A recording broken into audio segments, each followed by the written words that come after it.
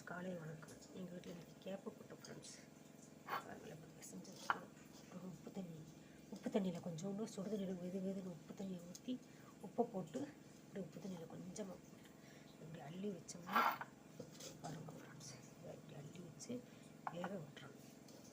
நல்லா கேப்பை புட்டு நல்லாயிருக்கும். கொஞ்சமாக வச்சு 2 தடவை அவிச்சு எடுத்துக்கிட்டோம்னா நல்லாயிருக்கும். இதே கேப்பை புட்டு உப்பு தண்ணியில் பிசைஞ்சுக்கணும். கொஞ்சோண்டு நல்லா இட்லி தட்டில் வச்சு அவிச்சாங்க பாருங்களேன்.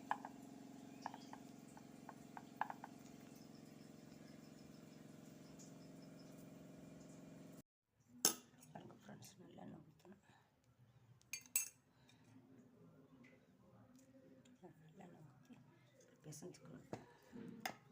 கேப்பை புட்டு காலை டிஃபன் எங்கள் வீட்டில் இதுதான் ஃப்ரெண்ட்ஸ்.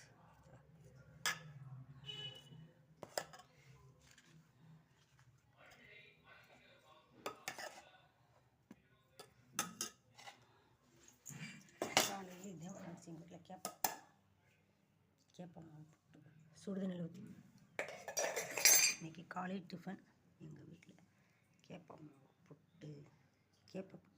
மாவு புட்டு சொல்லுவாங்கள்ல, கேப்பை புட்டு ஃப்ரெண்ட்ஸ். எங்கள் வீட்டில் காலை டிஃபன்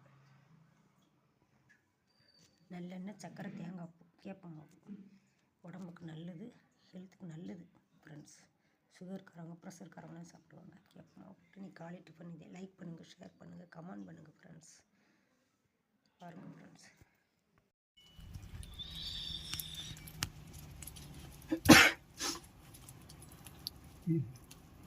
இருப்பா இந்த மாலை செட் ஆகாம வந்துடும் அந்த சாமி. கேப்பை புட்டு இட்லி தட்டில் வச்சு உப்பு போட்டு சுடுதண்ணியில் பிசைஞ்சு வச்சுக்கிட்டு வேக விட்டுருங்க. இந்த மூடி வச்சு